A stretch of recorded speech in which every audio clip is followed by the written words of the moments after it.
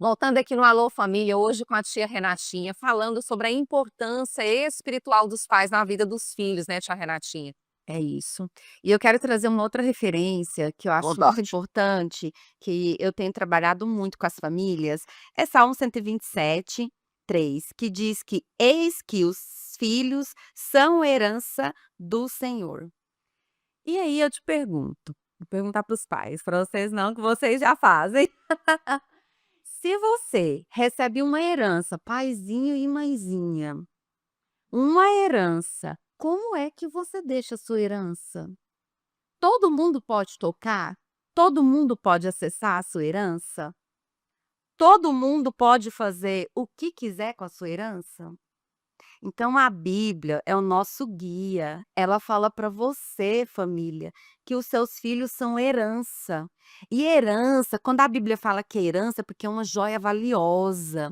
Quando a Bíblia traz a referência de herança, está falando que é precioso. E aquilo que é precioso deve ser bem guardado, bem protegido, bem escondido. E é isso que a Bíblia está falando E para nós. herança do Senhor ainda. Herança do Senhor. Deus quem deu. Olha que privilégio. Gente, eu orei mais de 5 anos para ser mãe. Eu chorava dia e noite. Eu quero ser mãe, Senhor, eu quero ter esse privilégio. E quantas mães não têm o privilégio? E o Senhor nos dá a herança, nos entrega. E aí a gente deixa as redes sociais criar É. os nossos filhos, delega para outro, vai transferindo essa responsabilidade, vai passando de mão em mão. E quando chega a juventude, a adolescência, nós queremos cobrar um homem, uma mulher de alto caráter, de alto nível, de alta excelência, de muita entrega para o reino. Mas se nós não protegemos a herança quando ela nos foi entregue, como é que nós vamos prestar conta dessa herança diante de Deus? Sim. E quando chegar o dia que o Senhor nos chamar e falar: "E aí, como você guardou sua herança? Me mostra aqui". Você falou isso é tão forte isso, porque a questão do exemplo, do tempo de qualidade. Meu pai hoje tem 83 anos, lamentavelmente há 11 anos com Alzheimer e há quase 6 acamado. Inclusive ele saiu ontem de uma internação de 14 dias. E eu observando, porque muitos das nossas palestras que ministramos hoje por todo o Brasil é baseado nas demandas das famílias que a gente atende. E eu analisando uma coisa, tia Renatinha e pastora Aline, a maioria dos pais hoje que estão isolados, a maioria dos pais que na velhice estão abandonados, que reclama que o filho não vem ver, que a filha não cuida, não estou dizendo que é todos, mas a maioria, eu não posso generalizar, Salto, né? a maioria foram pais ausentes no início da vida paterna, a maioria. A maioria. Veja bem, o pai que foi presente, que cuidou bem dos filhos, foi aquele pai presente, gerou memórias afetivas, momentos bons, tempo de qualidade, como o meu pai, por exemplo. Ministrou Deus. Exatamente, meu pai semi-analfabeto, né, criado no interior, ficou órfão aos 9 anos, perdeu o pai aos 9, aos 12 perdeu a mãe. Foi criado numa situação muito difícil, mas meu pai foi um pai presente, muito duro, muito rígido, mas presente. E quando eu nasci, meu pai Graças a Deus por isso. exato, e quando eu nasci, meu pai já era crente. E meu pai ensinou princípios e valores inegociáveis pra gente. Hoje é acamado, aos 83 anos, mas todos os dias os filhos são 7 filhos, alguns nem tanto, mas a maioria está ali sempre presente na vida do meu pai. Então eu queria dar um recado para você que é pai. A gente não pode sacar aquilo que a gente não depositou. Faça um depósito de tempo na vida dos seus filhos hoje, enquanto estão novos.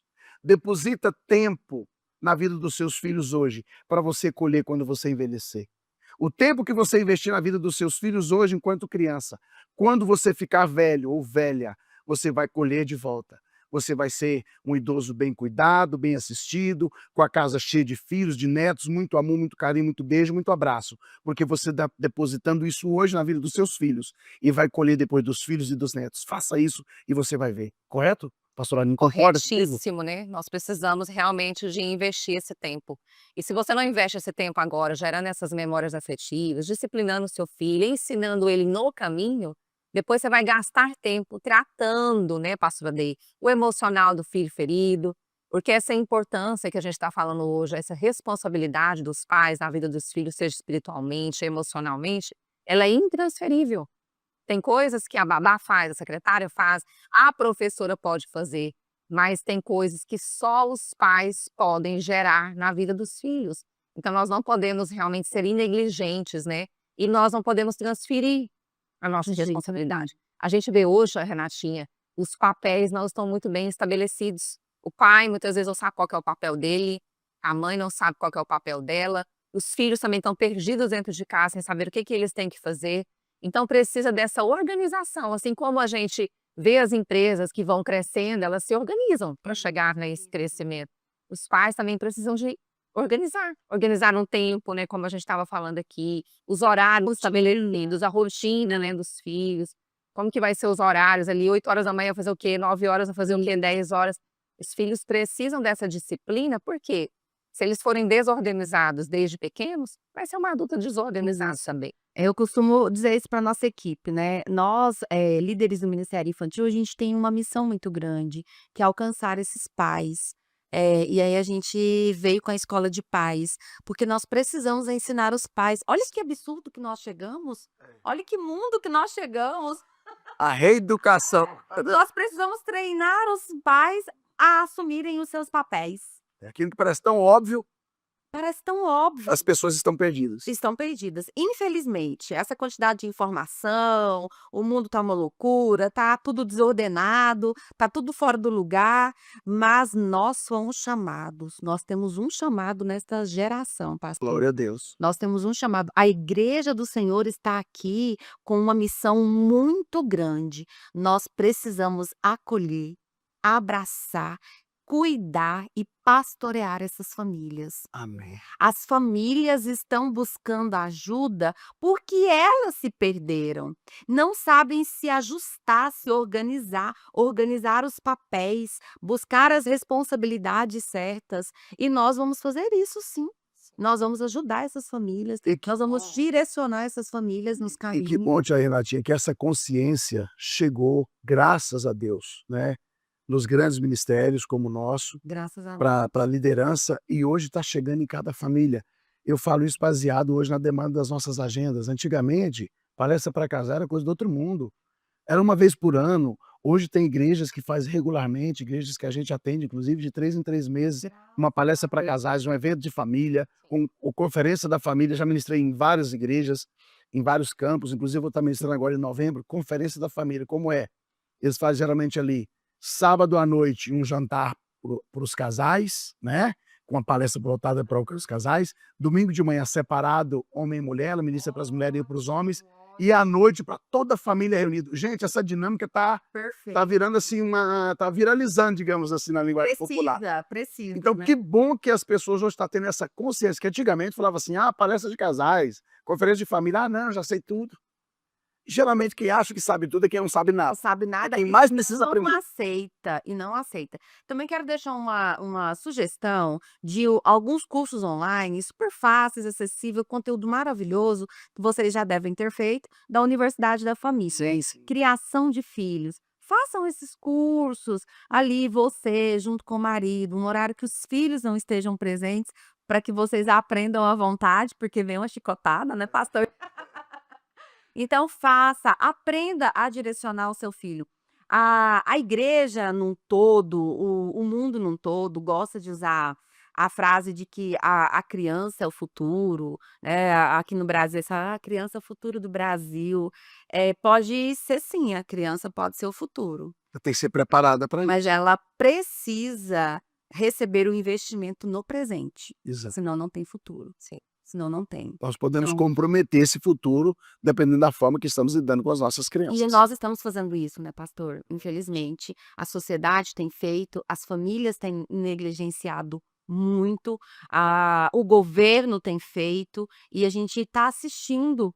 Eu falo que de camarote, eu falo isso pro meu marido. Às vezes a gente está no sofá, assiste uma reportagem, eu falo: olha, a gente está assistindo de camarote a destruição das nossas crianças. Estamos assistindo de E muitas das vezes as pessoas não fazem absolutamente nada. Não fazem nada, não querem se comprometer, não querem se expor. Não vou me expor a isso e tudo. Mas nós estamos aqui Para expor, sim, nós vamos nos expor, nós vamos nos comprometer, porque nós temos uma garantia, e quem nos dá essa garantia é o Rei dos Reis, Sim. né. Nós temos uma garantia. Não existe fundamento melhor para criar os nossos filhos do que a Bíblia. Não existe, ensino, não existe faculdade, não existe nada que supre a palavra de Deus. E se a gente não dá essa base para os nossos filhos, eles vão para a faculdade crente e vão voltar de lá desviados, com toda aquela ideologia do inferno que foi implantada dentro das escolas e dentro das faculdades. Então, nós temos que fazer algo, pastor, e é urgente, é emergente, E hoje, é necessário. tia Renatinha, eu costumo dizer que hoje o ativismo, excesso de ocupações, essa loucura da vida moderna, o que acontece? O indivíduo trabalha tanto, corre tanto, que quando ele tem um pequeno espaço de tempo para o lazer, para o descanso em casa, ele acaba usando esse tempo para se relaxar, ali, assistir um jogo, alguma coisa, e os filhos continuam sem o tempo de qualidade dos pais. A assistência afetiva, eu falo, sem assistência afetiva na família. A assistência, o relacionamento familiar, ele não é só esse tempo de jogos, um passeio de parque, um passeio de bicicleta, mas olha, o cozinhar junto com a família é uma atividade que você ensina ao filho. Lá em casa eu não lavo o banheiro, tem muitos anos, viu? Não sei nem quantos anos que eu não lavo o banheiro. Quem lava os banheiros são os meus filhos. Um lava um e o outro lava o outro. E aí eu falo para eles: "Esse é um momento maravilhoso". Então a gente põe um louvor, aí ele quer me contar uma história, eu vou para a porta do banheiro, ele tá lavando, ele tá me contando, e eu: "Não, é isso mesmo e tal". Então, esses momentos ali, eu vou dobrar a roupa: "Vem aqui me ajudar, a dobrar", então a gente ali tá conversando, tá contando como foi o dia, tá me tirando uma dúvida. Eu vou contar um exemplo para vocês de algo assim, que aconteceu essa semana, de relacionamento. Meu filho de 13 anos, o Valdir, é jogador de futebol, ele joga na base do Goiás, e Legal, eu não sabia. e ele passou um tempo em São Paulo e a gente sofreu muito com esse período, e nós entramos em oração e o Goiás convidou ele esse ano e nós ficamos muito felizes Que benção. por ficar aqui bem perto. E ele caiu no início do ano, ficou um tempo no departamento médico, machucou, e agora esses dias ele caiu de novo, e foi para o DM. E quando ele estava lá no departamento médico, ele mandou uma mensagem para o irmão: "Caí, tô no departamento médico". Então, assim, pleno campeonato, para o jogador e para o departamento médico, que para ele é uma frustração. Aí ele falou para mim: "Mãe, caí de novo, tô no departamento médico". E antes que eu falasse com ele, o meu outro filho mais velho já me chamou, falou: "Mãe, o Valdir me mandou uma mensagem que ele caiu, e ele tá no departamento médico". Olha o que que ele me disse, eu lá estava lavando vasilha, eu escorei na pia e fui chorar. Falou: "A gente precisa orar pelo Valdir". Meu filho de 16 anos, pastor. É muito lindo. "A gente precisa orar por ele, mãe". Isso é espiritual. A senhora acha que o inferno fica feliz de ver ele lá? Olha só. Não fica não. Vamos levantar um clamor pela vida do Valdir. Eu parei. Eu falei: "Filho, você tá certo. Nós vamos levantar um clamor pela vida do seu irmão". E se ele tem essa consciência, foi vocês que gerou nele essa consciência. Então eu louvo a Deus por isso, porque é um filho de 16 anos, pastora. Ele poderia ter qualquer outro entendimento acerca disso. Dependência do Senhor, né. Mas ele entendeu que não, se tá caindo e ele tá lá é um profissional, ele precisa correr e tá, nós vamos orar. Nessas horas que a gente ouve isso, é a hora que a gente pensa assim: "Meu Deus, tá dando certo a minha criação". Deu certo. E é isso que eu quero te dizer, paizinho, mãezinha, vale a pena. Esse é o melhor investimento do mundo. Se nós fôssemos conversar aqui hoje sobre testemunho de oração, de campanhas de oração dos filhos, assim, a gente passaria horas. Assim, os meus filhos fazem campanha de oração. Vamos marcar um outro dia para você voltar querendo falar mais do seu. Fazem campanha de oração, mas isso foi gerado. Então, a gente vai fazer uma campanha de oração, eu pergunto: "Qual é o seu motivo de oração?". Por mais fútil que seja, por exemplo, o que a gente mais vive lá é chuteira, né, a chuteira do fulano de tal, aquela chuteira isso. Então, pra mim não é importante, mas para ele é, então nós vamos orar por isso.